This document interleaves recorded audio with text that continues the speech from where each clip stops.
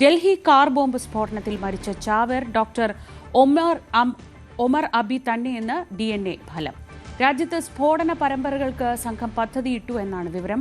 സ്ഫോടനത്തിൽ തകർന്ന i20ക്ക് പുറമെ ഒരു ഫോർഡ് എക്കോസ്പോർട്ട്, ബ്രെസ എന്നീ വാഹനങ്ങളും ഈ ദൌത്യത്തിനായി വാങ്ങിയെന്നാണ് സൂചന. അജയ് സുധ ബിജു വിവരങ്ങളുമായി. അജയ്, അത് യാദൃച്ഛികമായി സംഭവിച്ചതല്ല, മറിച്ച് വളരെ തയ്യാറെടുത്തുള്ള ഒരു ഭീകര പ്രവർത്തനത്തിന്റെ ഭാഗം. കൂടുതൽ സ്ഥലങ്ങളിൽ ഭീകരാക്രമണം നടത്താൻ പദ്ധതിയിട്ടതിന്റെ ഭാഗം എന്ന് പറയുമ്പോൾ ആശങ്ക വളരെ വളരെ കൂടുന്നുണ്ട്.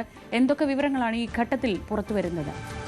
ശ്രീജ, ഇവരുടെ പക്കൽ നിന്ന്, ഈ ഡോക്ടർമാരുടെ സംഘത്ത് നിന്ന് ആകെ പിടിച്ചെടുത്ത ഈ സ്ഫോടക വസ്തുക്കളുടെ അളവ് എന്ന് പറഞ്ഞാൽ 3000 കിലോഗ്രാമാണ്. ഇത്രയധികം സ്ഫോടക വസ്തുക്കൾ പിടിച്ചെടുത്തതെന്ന് പറഞ്ഞാൽ അത് തീർച്ചയായിട്ടും ഒരു സ്ഥലത്ത് മാത്രമല്ല ഇവർ പദ്ധതിയിട്ടതിൻ്റെ പ്രാഥമികമായിട്ടുള്ള തെളിവാണ്. 3000 കിലോഗ്രാം സ്ഫോടക വസ്തുക്കൾ, അതിലേതാണ്ട് 326 കിലോഗ്രാം മാത്രം അമോണിയം നൈട്രേറ്റ് എന്ന് പറയുമ്പോൾ അവർ മൾട്ടിപ്പിൾ ലൊക്കേഷൻസിൽ ഈ സ്ഫോടനത്തിന് പദ്ധതിയിട്ടിരുന്നു. പ്രധാനമായിട്ടും 2012 മുമ്പാണ് ഈ അമോണിയം നൈട്രേറ്റ് ഇന്ത്യയിൽ നടന്നിട്ടുള്ള സ്ഫോടനങ്ങളിൽ പ്രധാനമായിട്ടും ഉപയോഗിച്ചിരുന്നത്.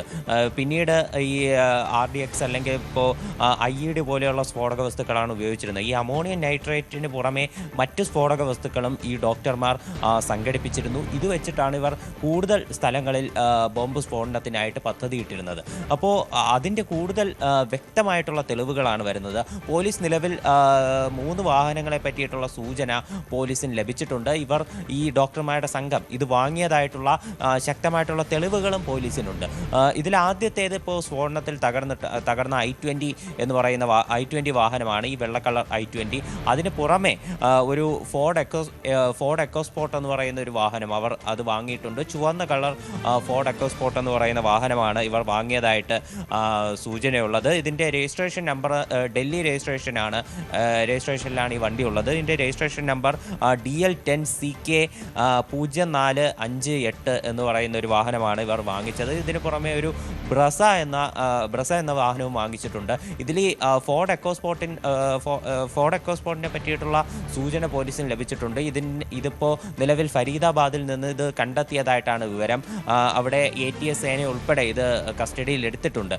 ഇനി ബ്രസ എവിടെയാണെന്ന് ഇതുവരെയും കണ്ടെത്താൻ സാധിച്ചിട്ടില്ല. ബ്രസയ്ക്ക് വേണ്ടി നിലവിൽ ഇപ്പോഴും തെരച്ചിൽ നടത്തിക്കൊണ്ടിരിക്കുകയാണ്. അപ്പോൾ ഈ 3 കാറുകൾ ഉപയോഗിച്ച് വിവിധ ലൊക്കേഷനുകളിൽ സ്ഫോടനം നടത്താൻ പദ്ധതിയിട്ടിരുന്നതായിട്ടാണ് വിവരം ലഭിക്കുന്നത്. ഇത് കാരണം തന്നെ വിവിധ കാർ ഡീലർമാരെ കേന്ദ്രീകരിച്ചും പരിശോധന നടത്തുന്നുണ്ട്.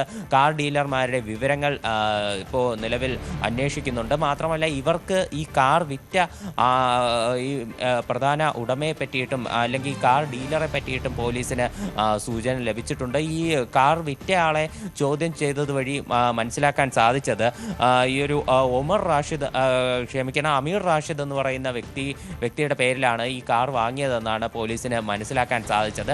ഈ അമീർ റാഷിദ് നിലവിൽ പോലീസ് കസ്റ്റഡിയിലാണ്. അമീർ റാഷിദിന് പുറമെ അദ്ദേഹത്തിൻ്റെ സഹോദരനായിട്ടുള്ള ഒമർ റാഷിദും അതുപോലെ തന്നെ താരിഖ് എന്ന് പറയുന്ന വ്യക്തിയും പോലീസ് കസ്റ്റഡിയിലാണ്. ഇവർ 3 പേരുമാണ് കാർ ഡീലർമാരായി ഈ ഡോക്ടർമാർക്ക് പിന്നിൽ പ്രവർത്തിച്ചിരുന്നത്. അപ്പോൾ ഇവർ 3 പേരും ഇപ്പോൾ പോലീസ് കസ്റ്റഡിയിലാണ്. അപ്പോൾ ഈ പ്രധാന കാർ ഡീലറുടെ കയ്യിൽ നിന്ന് ഒരു പഴയ i20 വാഹനം വാങ്ങി അത് ഈ പറയുന്ന ഈ ഭീകരപ്രവർത്തനം നടത്തുന്ന ഡോക്ടർമാർക്ക് കാർ വിറ്റ ഈ അമീർ റാഷിദിൻ്റെ പേരിലേക്ക് ആദ്യം മാറ്റുന്നു. ഈ അമീർ റാഷിദിൻ്റെ പേരിലേക്ക് മാറ്റി അതിനുശേഷം ഇത് ഈ ഡോക്ടർമാർക്ക് വിട്ടു നൽകുകയായിരുന്നു എന്നാണ് നിലവിൽ ഇപ്പോൾ മനസ്സിലാക്കാൻ സാധിക്കുന്നത്. NIA അന്വേഷണ സംഘം ഉൾപ്പെടെ ഇപ്പോൾ ഫരീദാബാദിലും അതുപോലെ തന്നെ ഡൽഹിയിലും ഈ 10 അംഗ സംഘം എത്തി വിവിധ പരിശോധനകൾ നടത്തിയിട്ടുണ്ട്. ഈ കാർ ഡീലർമാർ ഇപ്പോൾ ഇതിനകത്ത് അതിനെ പറ്റിയിട്ടുള്ള അന്വേഷണം ഇപ്പോൾ കൂടുതൽ ആരംഭിച്ചിട്ടുണ്ട്. മാത്രമല്ല ഏറ്റവും പ്രധാനപ്പെട്ട ഒരു വിവരം എന്ന് പറയുന്നത് ഒരു ഡോക്ടറെ കൂടി നിലവിൽ ഈ ഫരീദാബാദ് ഡോക്ടർമാരുടെ ഈ സംഘത്തിൽ അറസ്റ്റ് ചെയ്തിട്ടുണ്ട്. ആ ഡോക്ടറിനെ ഉത്തർപ്രദേശിലുള്ള ATS സംഘമാണ് അറസ്റ്റ് ചെയ്തത്. ഈ ഡോക്ടർ കാൺപൂരിൽ ഉള്ള ഒരു കാർഡിയോളജി സ്റ്റുഡൻ്റ് ആയിരുന്നു. ജമ്മു കാശ്മീർ സ്വദേശിയാണ്.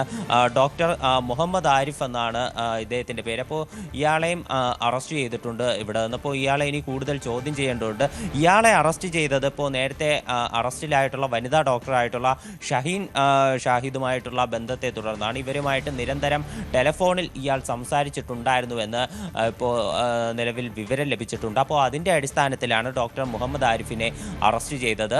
ഇയാൾ ഈ കാൺപൂരിലാണ് പ്രവർത്തിച്ചുകൊണ്ടിരുന്നത്, ഉത്തർപ്രദേശിൽ. അപ്പോൾ ഇയാളെയും ഇനി കൂടുതൽ ചോദ്യം ചെയ്യേണ്ടതുണ്ട്. ഈ ഡോക്ടർമാരുടെ സംഘത്തിൽ ഇപ്പോൾ പിടിയിലായിട്ടുള്ള 3 പേർ, അതുപോലെ ക്ഷമിക്കണം, ഇപ്പോൾ ഈ പുതിയ ആളെ കൂട്ടി ഇപ്പോൾ 4 പേർ കസ്റ്റഡിയിലുണ്ട്.